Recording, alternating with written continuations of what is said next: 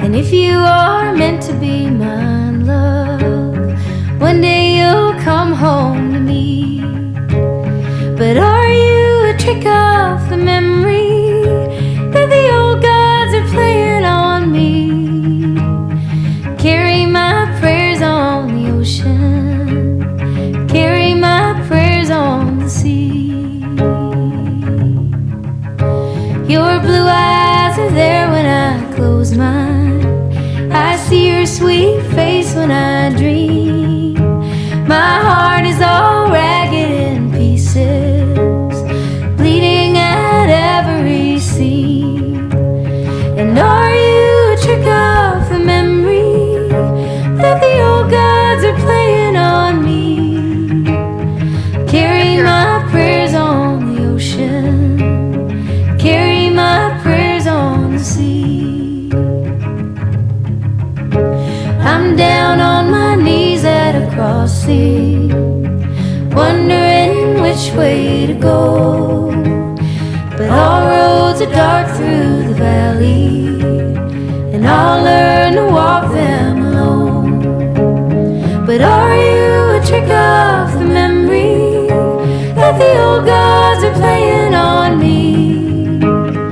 Carry my prayers on the ocean, carry my prayers on the sea.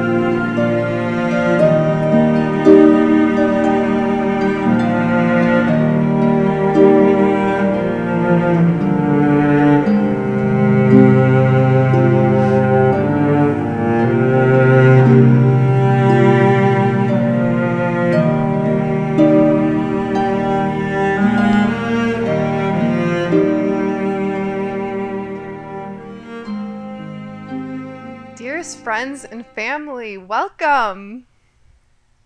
We've come here today to show Colin and Angela our love and support as they join their lives together in marriage. We're going to start today's celebration in our own unique way by taking a sort of attendance. So, has anyone told you guys to sit down?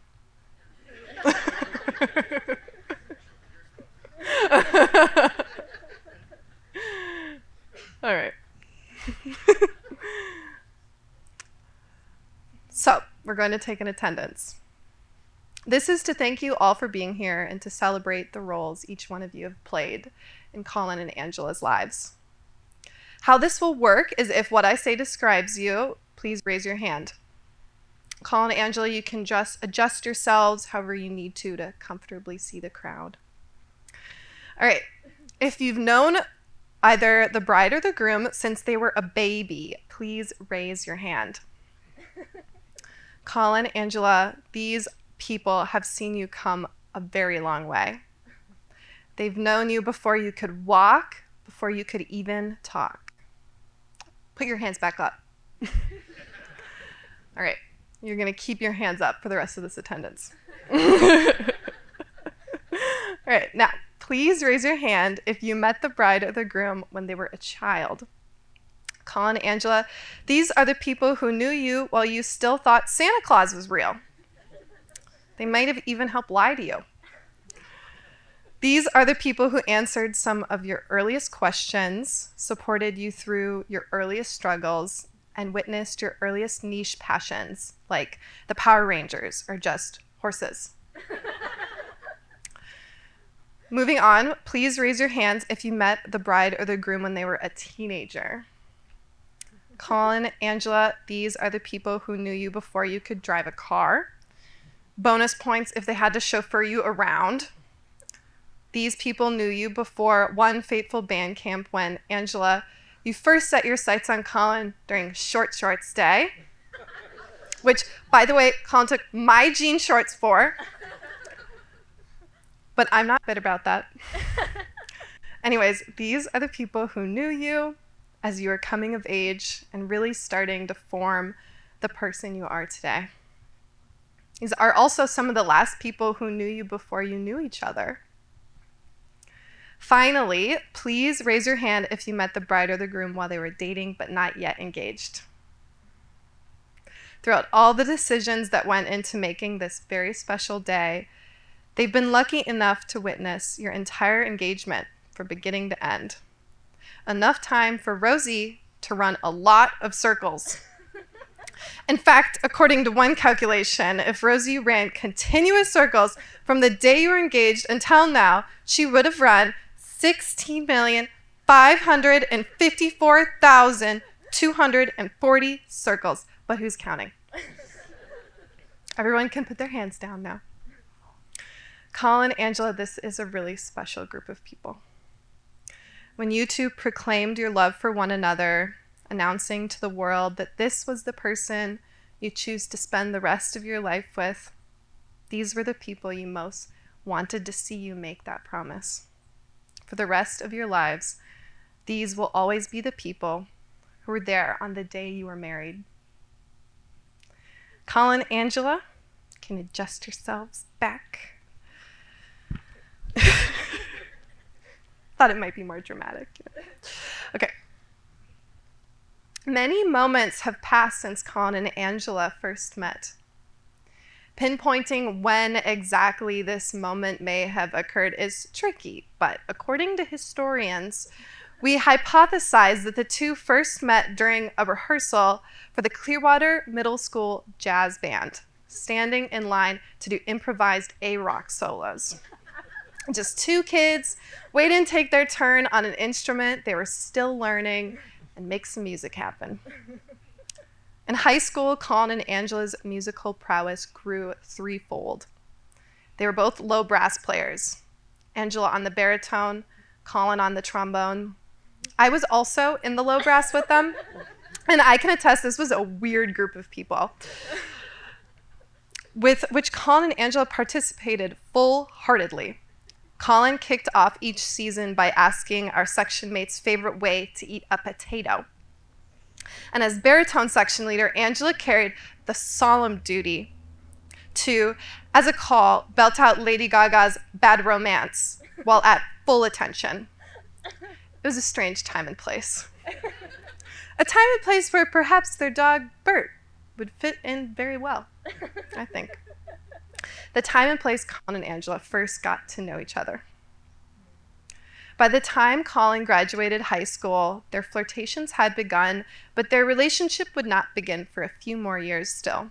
On New Year's Eve, 2017, Colin and Angela had their first date. Little did they know that when they woke up the next day, they weren't just starting a new year.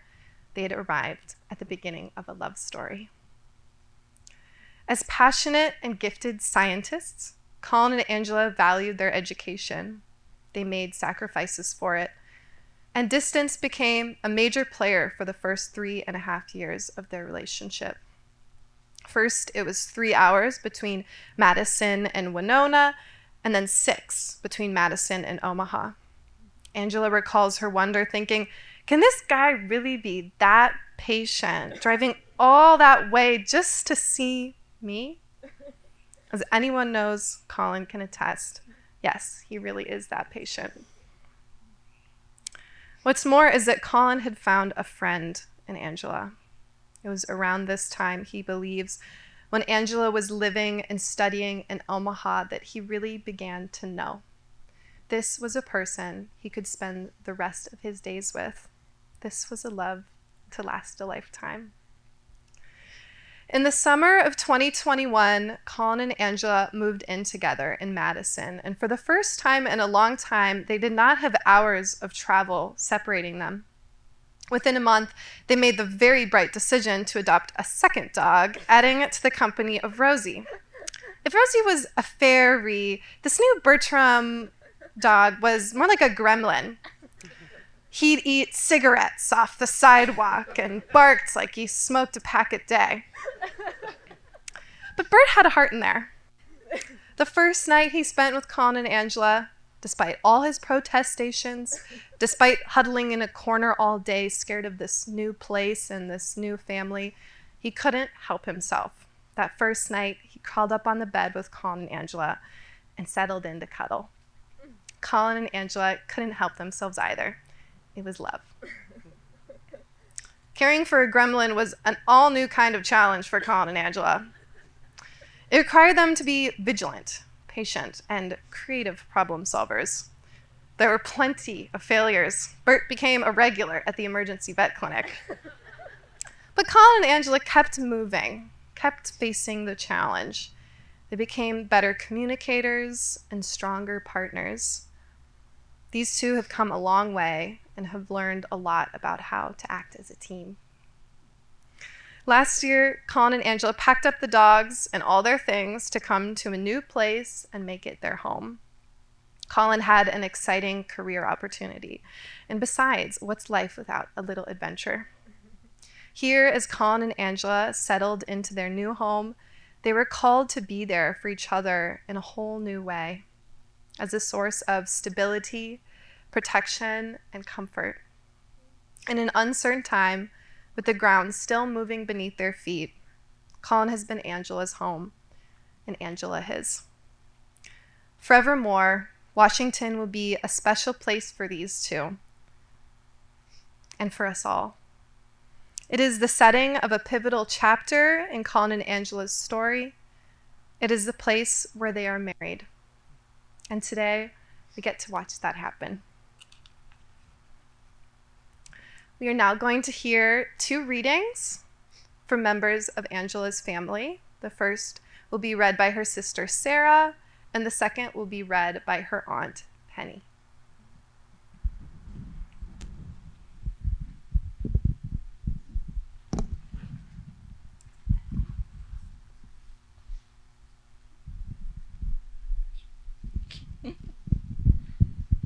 All right. An excerpt from The Amber Spyglass by Philip Pullman. I will love you forever, whatever happens. Till I die. Don't look at me. Till I die and after I die. And when I find my way out of the land of the dead, I'll drift about forever, all my atoms, till I find you again. I'll be looking for you every moment, every single moment. And when we do find each other again, we'll cling together so tight that nothing and no one will ever tear us apart. Every atom of me and every atom of you.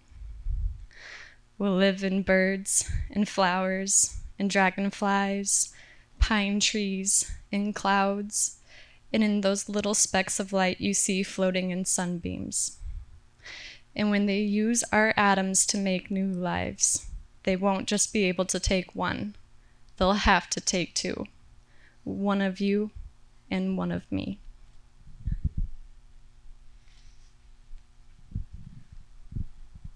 I can't stop.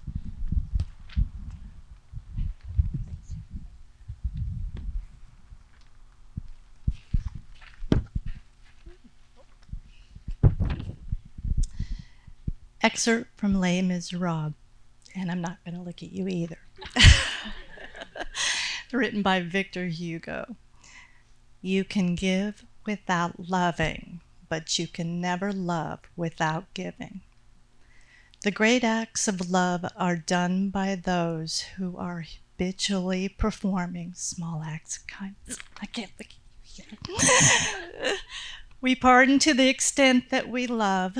Love is knowing that even when you are alone, you will never be lonely again. And great happiness of life is the conviction that we are loved, loved for ourselves, and even loved in spite of ourselves. For to love another person is to see the face of God.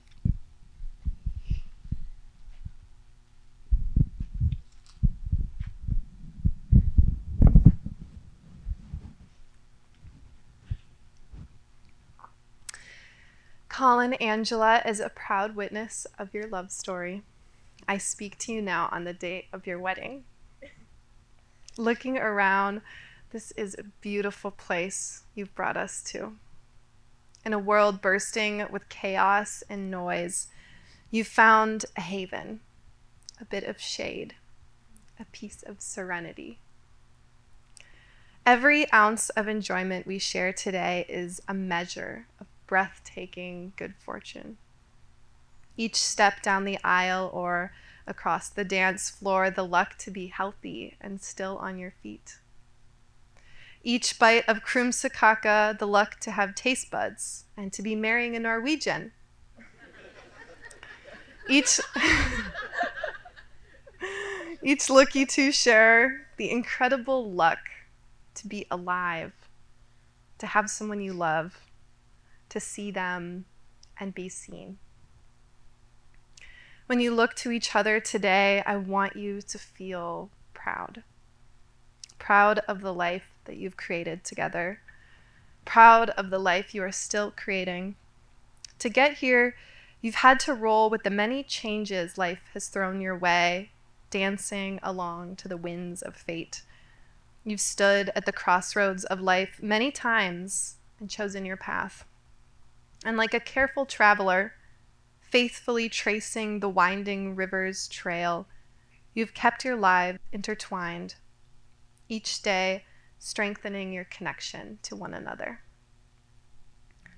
When you were separated by distance, you committed many hours to the long Midwestern road, sacrificing both time and ease because you knew you were nurturing something precious out there across the interstate horizon, a person and a love you shared.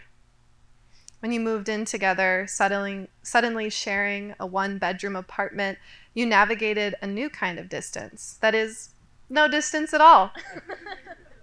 You began learning together how to navigate life, lived side by side, how to build a home, one home. And lastly, when it came to time to dream big and take a leap of faith, you came here. You traveled across the country to start a brand new chapter.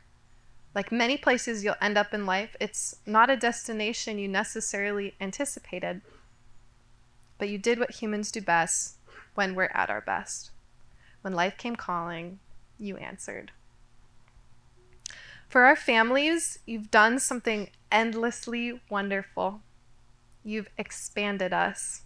You've strengthened bonds, not just between the two of you, but among a group of people who care for each other and care more every day. And now, on the day of your wedding, you've given us a memory we can all cherish. A day to remember, a picture of love, a picture of life. Thank you for the love you've shown us.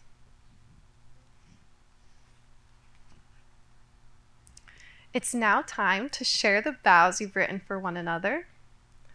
These words are promises you make to keep each day of your lives together.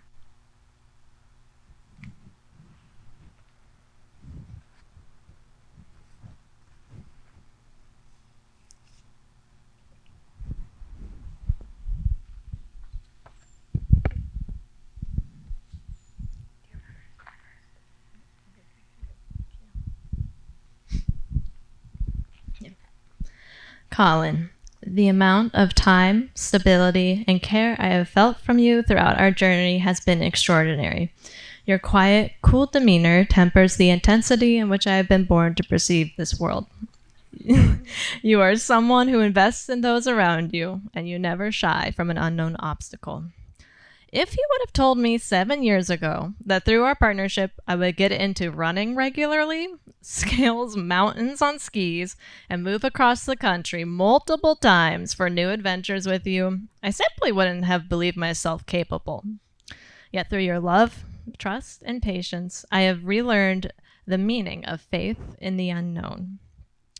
You are my best friend, and I promise to reflect back all that good you put into this world.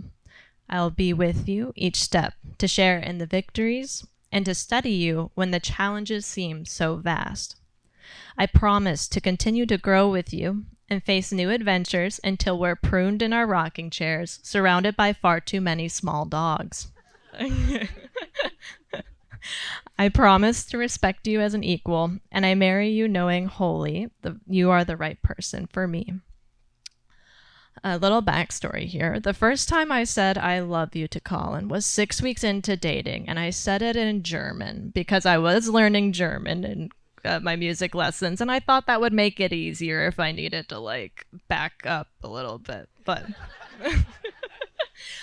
so it seems only fitting that I would seal my vows in Dutch with words only for you to understand and any of our German-speaking friends here today.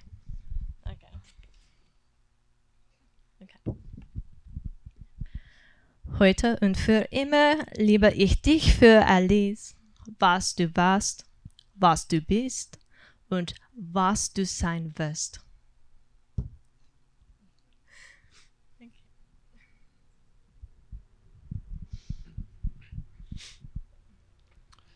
People always ask when you first knew that you wanted to marry the person that you love. For me, that question has always been kind of difficult to answer because ever since we first started seeing each other, I definitely saw it as a possibility. That possibility grew every single time that we shared a meal or a night out or one of those long-distance phone calls. Eventually, it felt inevitable. Yet that feeling continued to grow with every silly joke, with every shared insecurity, every adventure that we took together, until I knew it was all I wanted. Yet still, my conviction to spend my life with you grows every day.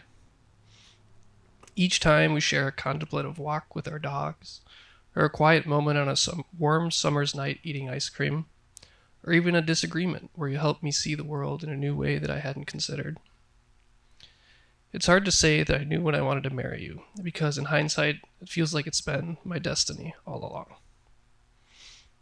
As we move into this next chapter of our lives, I wanted to make some promises for how I want to build my life with you. Angela, I vow to be careful and empathetic, to hear your perspective, and to be a champion for your convictions.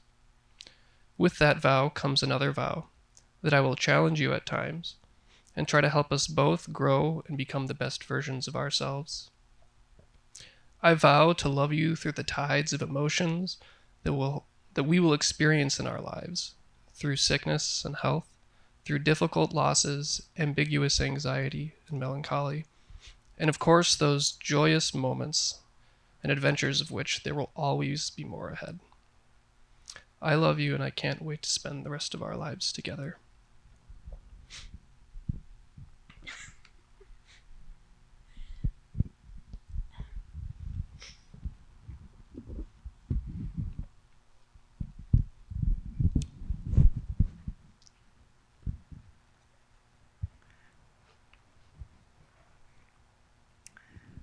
Colin, Angela, I now invite you to exchange rings.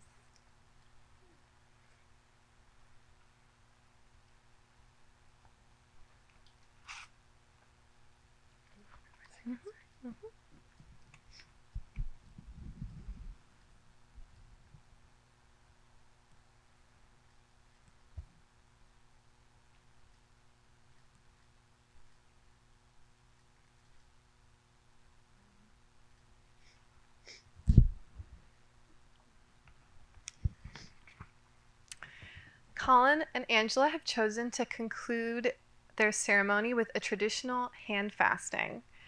This is a symbolic binding of the hands that inspired the terms bonds of holy matrimony, as well as to tie the knot. Throughout history, in many different ways and in many different parts of the world, the hands of the bride and groom were bound as a sign of their commitment to one another. And many times, rings were only for the very rich, but love knows no such bounds. These cords are not permanent, but perishable, as a reminder that all things of the material eventually return to the earth, unlike the bond and the connection that is love, which is eternal.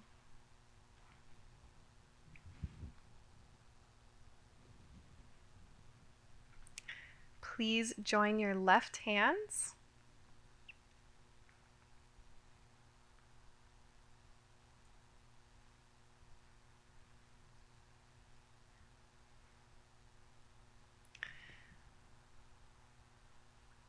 Colin and Angela, this cord is a symbol of the lives you have chosen to lead together. Up until this moment, you have been separate in thought, word, and action.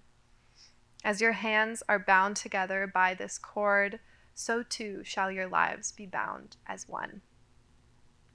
May you forever be one, sharing in all things, in love and loyalty for all time to come.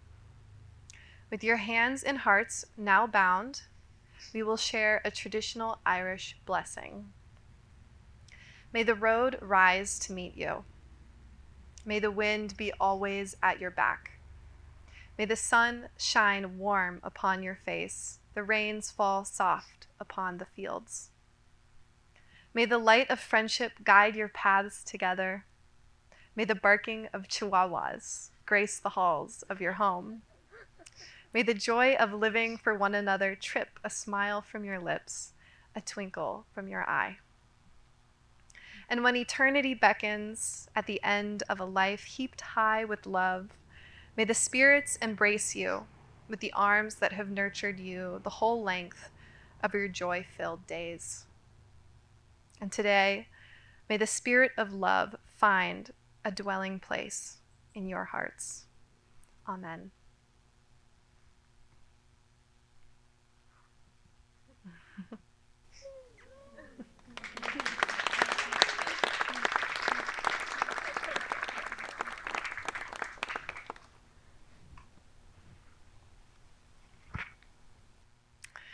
Today, you have promised to walk together the road of life, to embrace one another the whole of your days, to heap your lives high with love. By the power vested in me by the state of Washington, I now pronounce you husband and wife. You may seal your vows with a kiss.